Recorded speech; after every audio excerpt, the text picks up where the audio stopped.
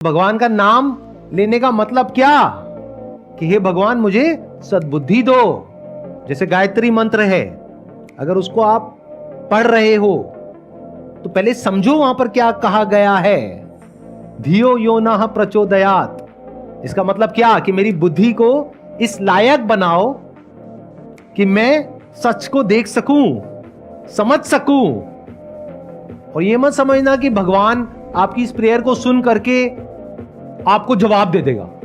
अगर ऐसा कुछ हो रहा है तो वो आपकी अपनी ही इल्यूजन्स है।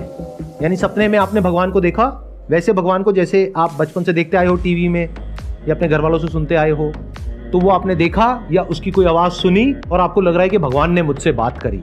ये सब आपकी अपनी इमेजिनेशंस है। तो क्या हो रहा है एक्चुअल में, आप ध्यान से समझोगे तो आप अपने आप को अगर पूरी तरह से सरेंडर कर सकते हो, फिर चाहे किसी नाम के थ्रू या बिना किसी नाम के, किसी फॉर्म के थ्रू या बिना किसी फॉर्म के, बदले में बिना कुछ भी एक्सपेक्ट किए और बिना किसी डर के, तो ये जो आप कर रहे हो उसका बहुत बड़ा बेनिफिट है। लेकिन बेनिफिट उस वे में नहीं है जैसा आपको लग रहा है। बेनिफिट इस वे में है कि कुछ देर के लिए आपका मन शांत हो जाएगा, और शांत मन से जब आप कोई फैसला करोगे, चाहे कुछ करने का चाहे नहीं करने का, चाहे किसी के साथ रहने का या किसी को छोड़ने का, there is a strong possibility कि वो फैसला सही हो।